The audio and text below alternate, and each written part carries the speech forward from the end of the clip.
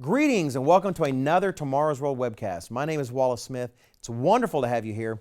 I am going to do another webcast on the topic of this county clerk, Mrs. Kim Davis, who was arrested in Kentucky because of her stand concerning same-sex marriage.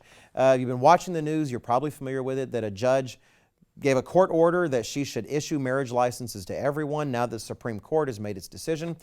She refuses to do so because of her convictions that same-sex couples cannot actually be married in God's eyes. It's a lot of details there, and I'm not going to go into all of them for this webcast. Actually, I would refer you to my previous webcast where I talked about some of the issues related to this, in particular, whether or not Christians actually can serve in public office. I encourage you to check that one out. But in this one, I want to address a different question. Some have wondered if the arrest of Mrs. Kim Davis is a sign that the prophesied global persecution of Christians is beginning.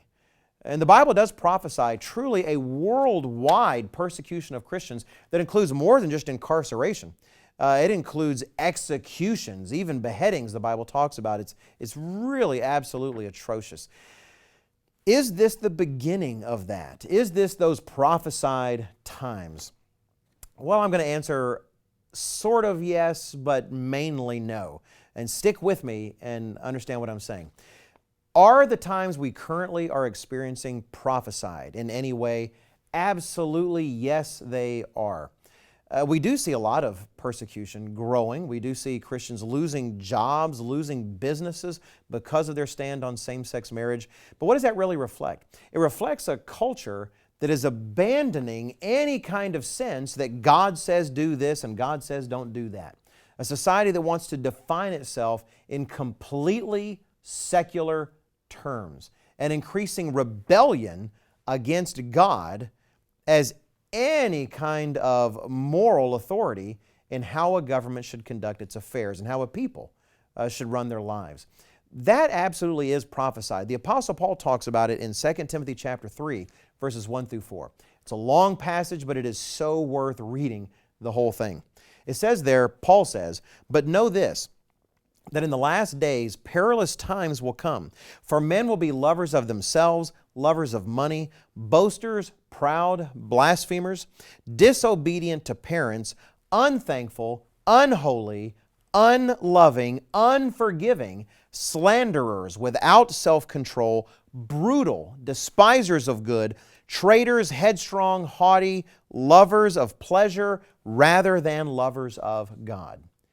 If you do not see that happening in our culture today, your eyes are not open, because that is exactly what is happening. We have laws like this where people are lovers of pleasure, just whatever they want to do, but not lovers of God, not concerned at all about His judgment on certain matters. So yes, that is prophesied. But is this the prophesied coming global persecution of Christians? I'd have to say it's not that. A forerunner perhaps, but not that. Why?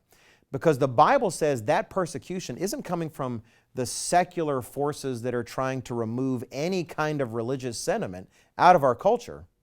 It comes rather from a powerful religious source. In fact, that coming global persecution of Christians will come from others who also call themselves Christian.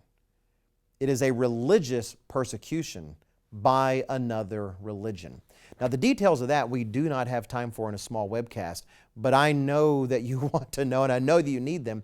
The best thing I can really recommend is go to our website at tomorrowsworld.org. We've got a search box up in the corner. Just type in the words Beast of Revelation and explore what we have to say on our website. But the Bible makes that absolutely clear. Revelation chapter 13 talks about this circumstance, that the coming global persecution that is coming is going to be actually by others who call themselves Christian. So yes, the times we're in are prophesied, but is this the final global persecution? I'm afraid, my friends, the worst is actually yet to come. I hope this has been a profitable webcast for you, and I hope you'll check out everything else we have to offer on tomorrowsworld.org.